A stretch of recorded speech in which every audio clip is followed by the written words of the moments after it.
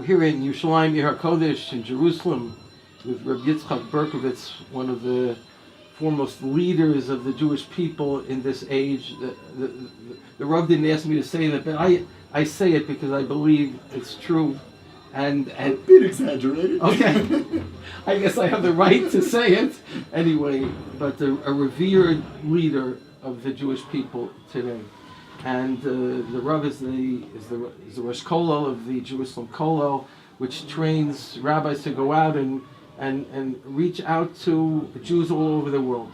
And I want to take advantage of this opportunity to ask Rabbi Berkovits if maybe he could characterize for us the times we live in, and because it's a time of tremendous ferment in the world, and give us advice, direction on how we should react to the events that are going on in today's world.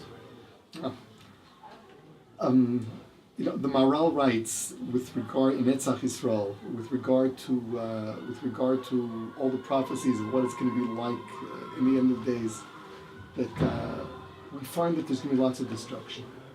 The first destruction is what we find in the Gemara, Ikvas of the Mashiach, where all morals, ethics, world economy, things are really going to deteriorate. That's one thing. And then we find the prophecies about the wars. There'll be great wars with lots of casualties. So the Maharal writes, listen, he says that redemption, Achros Hayamim as it's called, that the world coming to its utopian state, which is what all the Nevi'im are talking about, that's going to be a rebirth. And before that happens, there's got to be a destruction, a negation of all that exists up until that point. As a result of it, everything's got to fall apart. We've seen a lot of it. There's no question about it. We've seen a lot of it. Everything's falling apart. Absolutely everything is. Everything. All the givens are gone. The concepts of basic concepts in morality, basic concepts in the setup of a family, and these things are gone. These things are gone. The world economy is quite unstable. We're clearly headed in that direction. And anti-Semitism. Anti-Semitism, of course. The fact that we now have the Jewish people, we're back in Eretz Yisrael, which, by the way, the Malbim points this out. It says that the wars, the Milchemes Gog Magog, the wars are going to take place in Israel, in Eretz Yisrael, and the Jews are going to be here. Which means that before Mashiach comes, the Jews are going to be back in Eretz Yisrael. It says that very, very clearly. And then, may I just mention to the world, my third book, 2020 Vision, begins with that Malbim. That Malbim. So we're here surrounded by enemies, and what is just so mind-boggling is that we just had elections here in Israel. It was very clear from the way people voted that no one really has an answer. No one's got a solution. The right doesn't have the answers. The left doesn't have the answers. That's no longer on the agenda. That wasn't what the elections were about. Surprisingly, the elections were about the Haredim. It had nothing to do with the answer to the Middle East problem, because no longer does anyone think they've got an answer. So the obvious answer is tshuva. The obvious answer is that the Jews have got to change. What's frightening is that the next step, after all this happens, is the wars, the big wars. And we don't know who's going to survive. And it's scary. It's really, really scary. And, for anyone that cares about Jews, this is the time to really get people to wake up. Stand up and be counted as a member of the Jewish nation if you want to survive, for heaven's sake. This is a time for people to get out there, to talk to anyone you know. If you have the ability to go and reach more than just individuals, do that. This is without question. We're down to the wire. We don't know what's going to be next. We really don't know what's going to be next. If you want to just save your skin, no. We want to save Klal Yisrael. We want to save the Jewish people. The world is falling apart. This is the time to come and wake people up. Look.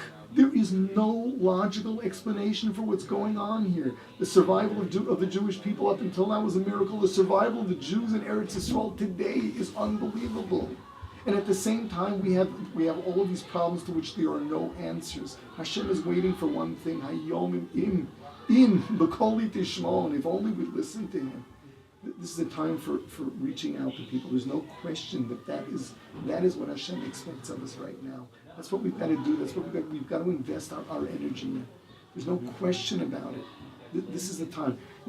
Another thing is, we're back in the Middle East, and the problematic nations are the old biblical ones. Where Persia is out there threatening the world. It's Paras. Who heard of? They were not on the map for a long time. Till now it's all been these contemporary countries. It's been Europe. We're back to the Middle East. And Bnei Yishmael as a whole. Yeah. Where were they 50 years ago? They were wandering in the desert. Yeah. So, all the players are there. Everything's all set up, and we've got to do something quickly before it's too late. We really have to do something quickly before it's too late. Before Jews that don't want to be counted among the Jews just won't be there, and we've got to do whatever we can to save them. Am I correct, Rabbi Berkovits, that I believe the Chafetz Chaim said, and probably others have said, that the final redemption will resemble the redemption, the Geula from biblical Mitzrayim? That's what they say, and it's scary. In biblical Mitzrayim, 80% of the Jews perished during the plague of darkness. And if the comparison is valid, that is incredibly frightening. It is scary. It's scary. We've got to do something. We've got to do something. And what we're dealing with is common sense. Just take a look at the world. Nothing seems to make sense otherwise. This is what I've been trying to say in our programs. We were on the plane. We were okay to travel here a few months ago with Moshe Shapiro. Yeah. And I asked, I said, does the Rav feel that there's, God forbid, going to be war? And he told me, I'm scared. This is what the Rav said. I'm scared. It's scary. This is what the Rav is saying, I believe. Yeah. We've got to do something. We've got to do something. And you find when you're out there, the problem is, of course, people are busy. But when you talk to people, it's no longer like in the olden days. You find yourself talking to these apikorsim atheists that have thought it through, and they're trying to fight Judaism. People know nothing, and they're open to it. They're open to it. Yeah. They want to hear. They want to learn. They want to learn. What's our excuse? Yeah. It's not like you've got to be equipped to go and debate these people who have it all worked through. They're no longer answering questions that you have to. You've got to be some great philosopher to answer. They want to know what basic Judaism is all about. It seems to me sometimes the tragedy is, or what's going on, people are either denying everything, closing their eyes, and trying to lose themselves in some life that's totally unrealistic, or maybe full of pleasure or something else, or they are rethinking their lives and considering, maybe I should do tshuva, I have to hang on to something real. I think that people are thinking, just they don't know the answers. Oh. They don't know the answers, and if you present them with answers, then they do think. Yeah. Of course, let's not underestimate the hardship. Unless you're dealing with whole societies that are going to turn around, for any individual to go and make that courageous move and be different than all of his friends, you're talking about people that are established, people that have their social circles, it's their family too. It's not an easy thing. No. Plus, people are busy. People are busy, and people struggle. They struggle financially. To go and make major life changes, it takes a lot of courage, but people are doing it. You've got to work hard to make sure that you get to them. We have to reach them. But people are doing that.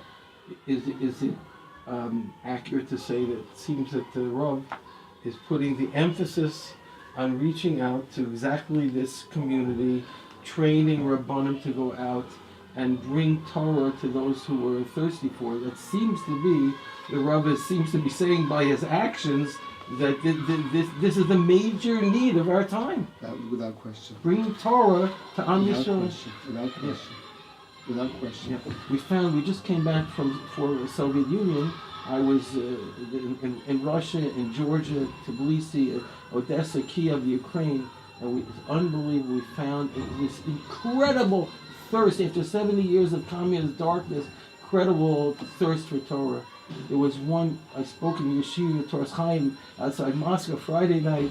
There was one of the boys in Yeshiva who was had been a famous movie actor, a young man, and he was translating into English, into Russian for me, and he actually, his polished speaker, he broke down crying in the middle of the story, and he couldn't continue. He was so moved, so he couldn't continue.